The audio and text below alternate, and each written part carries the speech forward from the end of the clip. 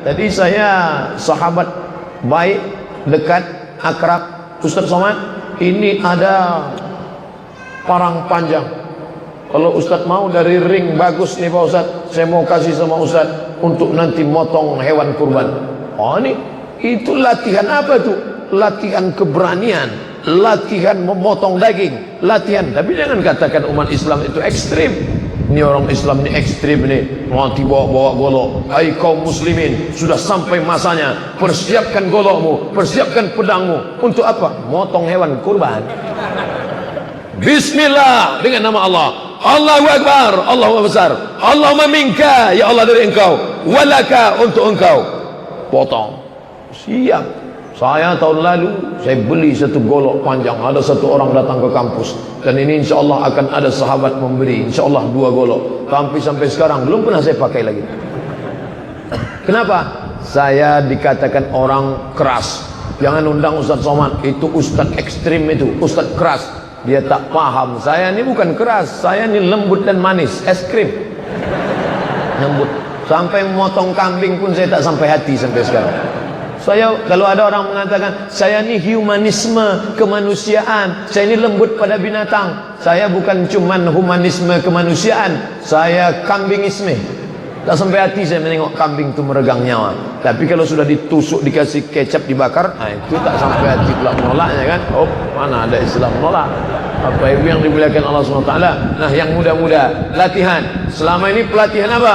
Pelatihan penyelenggaraan jenazah. Udah banyak yang bisa.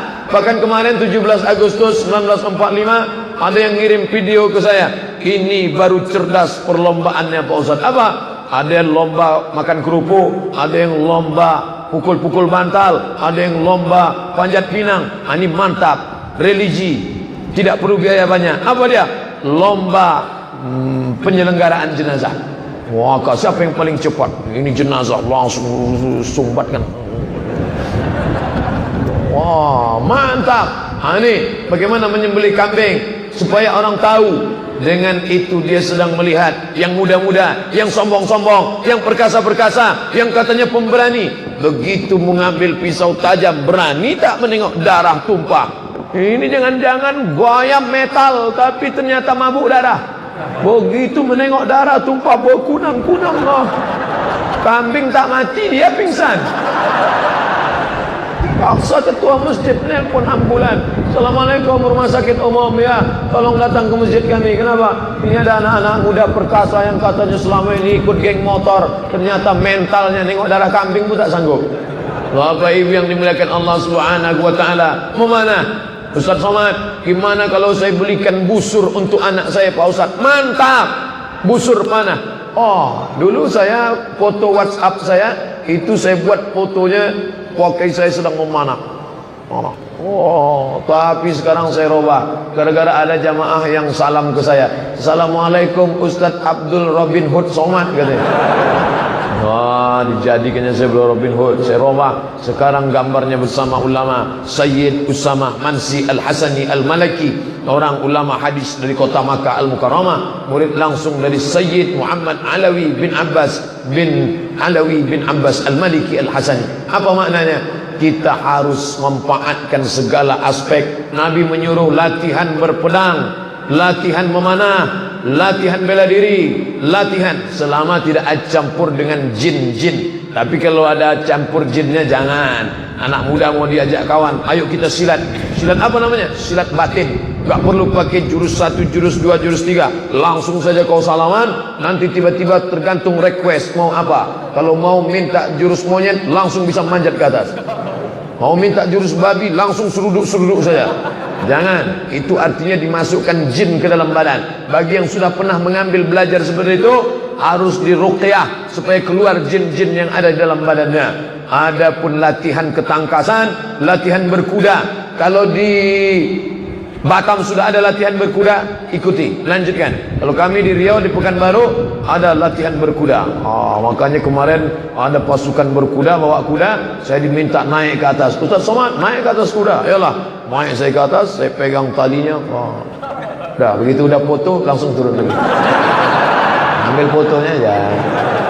Bapak Ibu yang dimuliakan Allah Subhanahu wa taala, rukubul ghail, berkuda, ar-rimayah, memanah, ketangkasan memanah. Aneh bin ajaib yang mengajarkan memanah Nabi, yang mendoakan Allahumma saddid sahmahu, ya Allah tajamkan anak panahnya dan tepatkan panahannya. Siapa yang mengajarkan itu? Sayyidina wa Maulana Muhammad sallallahu alaihi wasallam. Tapi aneh bin ajaib, sekarang Republik Indonesia kehilangan atlet memanah. Muslim terbesar di dunia di sini, jamaah haji terbanyak di sini, atlet memanah Muslim hilang. Kemana aja anak-anak muda kita? Berkuda, bukan Muslim atletnya. Memanah minim, insya Allah diiklankan ini terus akan bangkit semana. Berenang, kami mau berenang payah Pak Ustaz. Kenapa? Bayar di kolam renang per jam, 1 jamnya 50.000, mana ada duit anak muda untuk beli pulsa lagi, mau share berita gimana Pak Ustaz? Ini daerah tepi laut di pulau, tinggal terjun aja ke laut. Apalagi yang muda-muda katanya hawa nafsunya bergelora, darah membara, libido seksual. Gimana mau hijrah nih Pak Ustadz? Mau sholat, mau puasa, tapi nafsu seks terus gak mau hilang. Naik berkuda, hilang insya Allah nafsu seksnya. Mau manah, insya Allah hilang. Berenang, bolak balik berenang, kelilingi pulau Batam, hilang hawa nafsu. Apalagi kalau berenangnya ke laut sana, bukan cuma nafsunya yang hilang, orangnya bisa hilang sekali. Jadi tak ada itu alasan saja itu. Bapak Ibu yang dimuliakan Allah Subhanahu wa taala, ketika kita bisa bersama, terjalin komunitas, masalah persatuannya apa ya terserah. Persatuan pencinta kuda, berenang dan memanah, terserah apa namanya. Adapun setan sikut menyikut itu memang sudah kerja setan. Jangan salahkan setan. Ini banyak orang menyalahkan setan. Pak Ustadz, kami kemarin sudah buat komunitas di Batam, mantap Pak Ustadz. Ada orang kaya, ada pensiunan, ada orang tua, ada anak muda, ada ibu-ibu, ada remaja. Tapi akhirnya kami bubar Pak Ustadz. Kenapa? Itulah Pak Ustadz, salah setan. Setan kau disalahkan. Setan buat begitu, itu memang sudah SOP dia, SOS namanya, standar operasional setan. Setan jangan disalahkan. Yang salah itu siapa? Kita. Inna syaitan, sesungguhnya setan qad ya'isa, sudah putus asa. Setan sudah putus asa an ya'isa an ya'udahul musallun. Setan putus asa untuk menggoda orang ngajak solat. Kalau sudah setan melihat ada orang solat di Masjid Al-Khair, dia tidak lagi ngajak, ayo sembah aku, ayo sembah setan, ayo sembah jin, ayo sembah Lata. Nah, dia tidak goda kita lagi. Ya Isa, hadis riwayat Sunan Tirmidzi. Inna syaitan, setan qad ya Isa, sudah putus asa an ya'budahul musallun. Setan putus asa menggoda orang untuk ngajak nyembah dirinya.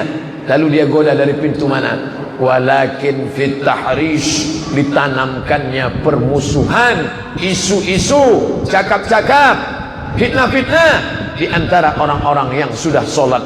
Itulah kenapa sebelum menyembelih kurban, Ibrahim alaihissalam melontar jumrah ula 7, wusta 7, akobah 7, 7, 21 tanggal 11, 7, 21 tanggal 12, 7, 21 tanggal 13. Apa maknanya? Setan datang dari berbagai arah. Ketua dia goda, sekretaris lolos, sekretaris dia goda, anggota lolos, anggota dia goda. Apa kata setan? La atiyannahum min baini aidihim, aku akan datang dari depan, wa min khalfihim, dari belakang, wa an aymanihim, dari kanan, wa an samailihim, dari kiri. Semua aspek dia datang. Makanya 3 hari melontar jumrah, 3, 7, 7. Mau kurban ini, godaannya luar biasa. Berapa harga kambing sekarang? 2,5 juta, 2,7. Mau kemana Bau? Mau kemana Pak? Mau kemana Mbak? Mau kemana Jang? Mau ke masjid? Mau ngapain? Mau bayar kurban. Berapa setorannya? 2,5. Samsung sekarang 2,1. Kalau ada orang yang menghalangi bapak, menghalangi ibu, siapkan batu 7 biji, lontar. Jumrah ula, jumrah wusta, jumrah akobah. Inilah yang dikatakan Ustadz kemarin. Yang merusak persatuan kita ini, inilah yang dilontar. Tapi ingat, ketika saya sampai di Mina, Ini tiang, di bawah tiang itu ada sumur. Saya lihat ke dalam sumur, ternyata dalam sumur jumroh itu bukan cuma batu, padahal sunnahnya batu sebesar ujung kelingking. Begitu saya lihat ke bawah, bukan cuma batu, senter, payung, sepatu ada. Orang-orang yang Arab, yang alim melontar pakai batu. Yang jahil, yang nggak belajar agama, dicopotnya sepatunya setan. Kaulah yang sudah menggodaku selama ini setan. Padahal itu hanyalah simbol permusuhan dengan setan. Tanggal 10 Jumrah Aqabah saja, tanggal 11 3 Jumrah, tanggal 12 3 Jumrah, tanggal 14 3 Jumrah. Apa? Simbol permusuhan keabadian dengan setan. Tapi nanti Bapak Ibu lihat, orang pulang haji, Pak Haji, Bu Ajah, bahkan yang mungkin yang sudah berangkat tahun lalu, setan pun heran. Dulu kau lontar aku sampai kesetanan di Mina. Hari ini kau yang mengajak melanjutkan MOU ini, Memorandum of Understanding between me and you. Apa sih mau lu, kata setan. Bapak Ibu yang dimuliakan Allah, semua orang tahu setan itu musuh, semua orang tahu setan itu jahat, tapi tak banyak yang menjadikan setan sebagai musuh. Makanya apa kata Allah? Inna syaitana lakum aduwan. Setan itu musuh kamu. Fattakhidhuhu aduwa. Jadikan dia sebagai musuh. Kalau sudah bersama, bersatu di Masjid Al-Khair, bersama menjadi jamaah masyarakat komunitas muslim di Batam, dimanapun kita berasal, jangan mau dipecah belah karena isu-isu. In ja'akum fasiqun binaba'in. Kalau ada orang datang bawa isu, fatabayyanu. Bahasa kitanya tabayyun, bahasa Inggrisnya clear, klarifikasi. Bu, ya, kabarnya kemarin ada yang ngomong begini, begono. Betul enggak? Oh enggak betul itu semua. Ini rekamannya suara. Banyak orang niru suara saya, kayak suara saya ini. Ini gambar foto ini. Foto saya ya.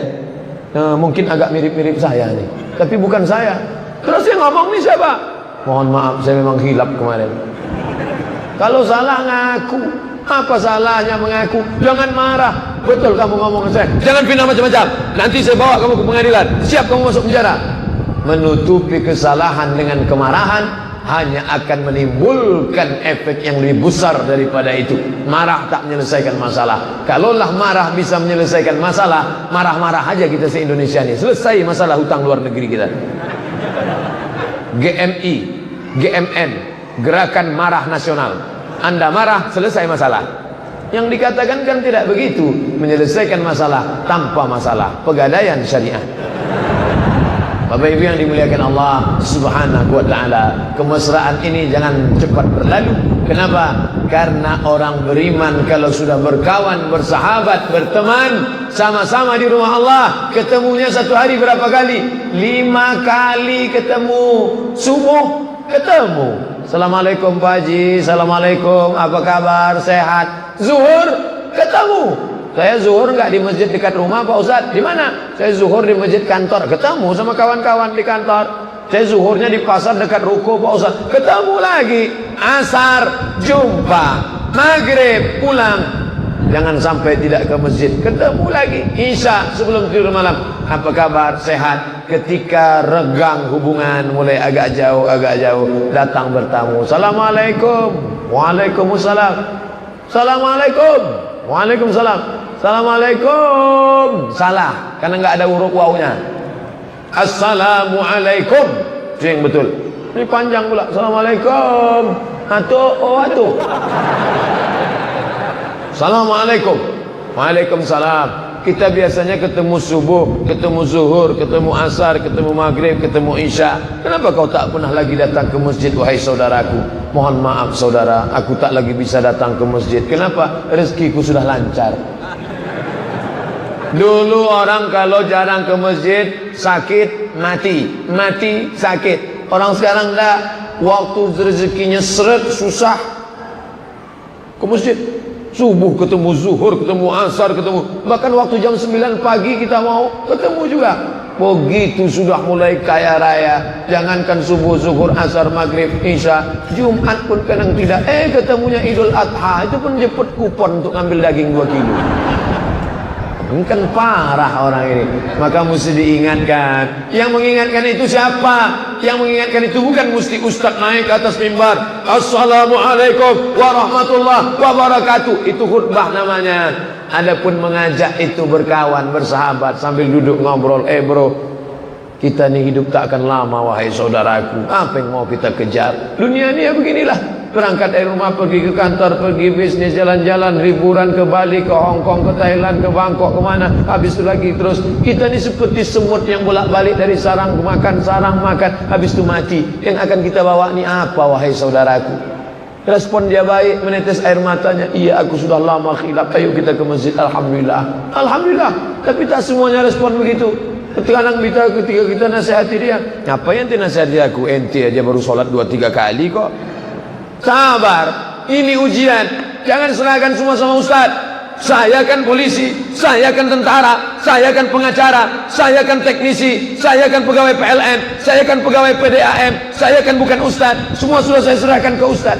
Ustaz ngajar Quran, ustaz ngajar fikih. Adapun ngajak orang sholat, itu tanggung jawab kita bersama. Jadi jangan salahkan, Pak Ustaz, saya risau dengan tetangga saya ini. Kenapa? Tiap hari ngetuk pintu saya ngajak sholat. Masih syukur dia mengajak kita sholat. Makanya kalau dikatakan saya, Ustaz Somad itu da'i, Ustaz Somad bukan da'i. Ustaz Somad hanya guru ngaji. Yang dikatakan da'i itu siapa? Orang-orang yang bukan ustaz, bukan ulama, bukan cerdik pandai, manusia biasa, tapi mentalnya siap. Da'i diambil dari kata da'a, yad'u, dakwah, da'i, mengajak orang ke jalan Allah subhanahu wa ta'ala. Abdul Somad tak pernah ngajak orang ke jalan Allah. Jalan Allah mana? Nih, yang diceramahi Abdul Somad ni siapa? Orang-orang yang sudah berada di jalan Allah. Setelah ngumpul semua ramai, barulah Abdul Somad ceramah. Assalamualaikum warahmatullahi wabarakatuh. Yang mengajak kemari siapa? Yang masang baleho di luar siapa? Yang share informasi di grup WA, Twitter, BBM, WhatsApp, Instagram siapa? Yang mengajak ayo kita ngaji siapa? Itu yang pahalanya lebih besar. Jangan heran nanti kalau antrian mau masuk ke dalam surga, jamaah pada heran, Ustaz Somad mana? Ustaz Somad mana? Rupanya Ustaz Somad nun paling ujung belakangan.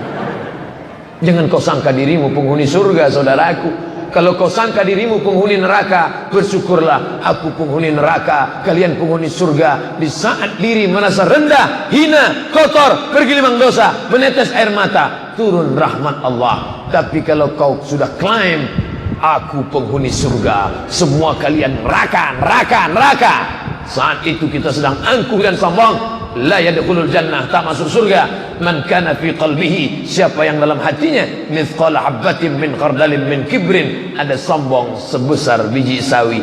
Jangan pernah merasa diri kita besar. Nampak anak kecil lari-lari, lompat-lompat, oh anak kecil, kau belum ada dosa, sementara aku sudah bergelimang dosa. 40 tahun umurku sudah, terbuka pula umur saya dah 40 tahun. Nampak bapak-bapak yang jauh lebih tua dari saya, Pak, engkau sebaya ayahku, Pak. Bu, engkau sebaya ibundaku, Bu. Umurmu sudah panjang, Bu. Kau sudah beramal soleh, Bu. Anak-anakmu soleh-solehah, Bu. Anak-anakmu orang baik, Pak. Sementara anakku masih kecil lagi, Pak. Amalmu sudah banyak, aku belum ada apa-apa. Nampak orang kafir, kau mungkin hari ini kafir, saudaraku. Tetanggaku, kawanku sekantor, kau kafir. Tapi kalau kau rajin dengar-dengar YouTube yang ada tulisannya Abdul Somad LCMA, insya Allah Allah berikan hidayah ke dalam hatimu, lalu kau masuk Islam, maka segala amalmu yang di masa lalu, dosa-dosa hilang bersih, dan amalmu akan diulang dari nol. Di dunia ini yang amalnya diulang dari nol cuma 2, satu mu'alaf, satu lagi pegawai Pertamina. Ulang dari nol ya Pak. Bapak Ibu yang dimuliakan Allah Subhanahu wa taala, sehingga kita tak pernah merasa diri kita ini besar. Kita hanyalah butiran debu di antara samudra kuasa Allah Subhanahu wa taala. Wa takunul jibal, saat itu bukit-bukit, Gunung Bromo, Gunung Kidul, Gunung Merapi seperti apa? Kal ihnil manfus, seperti bulu kambing dihembus angin. Cukur bulu kambing, letak ke tapak tangan, hembus dengan hembusan yang kuat, lebih kuat lagi, letakkan situ. Seperti debu bulu kambing yang dihembus angin. Kalau Gunung Bromo, Gunung Kidul, Gunung Merapi seperti debu bulu kambing dihembus angin, lalu Abdul Somad ini seperti apa? Nggak ada apa-apanya kita. Yang disombongkannya apa? Jabatan. Cuman 5 tahun, 1 periode, 2 periode 10 tahun. Kalau tak ditangkap KPK. Harta punya kita sekarang. Tapi orang-orang kaya itu ternyata hutangnya lebih banyak daripada hartanya. Apa yang disombongkan? Cantik, elok rupa akan menjadi santapan cacing tanah. Lalu yang dibawa mati itu apa? Inilah persahabatan, persaudaraan, orang tua, ibu-ibu, bapak-bapak, pejabat, rakyat jelata, sampai masanya dicari Allah Ta'ala di padang mahsyar. Di padang mahsyar. Padang mahsyar itu lebih luas dari padang panjang. Padang mahsyar. Adam, Idris, Nuh, Saleh, Ilyas, Ilyasa, Zakaria, Musa, Yahya, Isa, Daud, Sulaiman, semuanya berkumpul. Dari Sulaiman sampai Solomon sampai Sulaiman, semuanya berkumpul. Saat itu dicari oleh Allah Ta'ala. Ainal muta'abbun, ainal muta'abbuna bijalali. Mana kalian yang dulu bersahabat karena aku, berkawan karena harta binasa, berkawan karena kuasa sirna, berkawan karena harta akan hilang. Tapi kalian yang berkawan karena Allah, berkawan karena jamaah, bersahabat karena la ilaha illallah Muhammad Rasulullah, bukan karena kepentingan. Dicari Allah. Ainal muta'abbuna bijalali. Mana orang-orang yang dulu berkawan, bersahabat karena aku. Allah cari dia kenapa? Azilluhum tahta zilli. Akan aku naungi mereka di bawah naunganku. Yauma la zilla illa zilli. Tak ada saat itu naungan kecuali naungan aku. Mudah-mudahan kita semua termasuk yang berada di bawah naungan Allah Subhanahu wa taala. Amin ya rabbal alamin. Tadi saya mulai pengajian ini jam 4, sekarang pas jam 5, 60 menit. Di mana-mana saya ceramah 60 menit sesuai yang tertulis di botol 600 ml. Kalau begini tak sampai 600.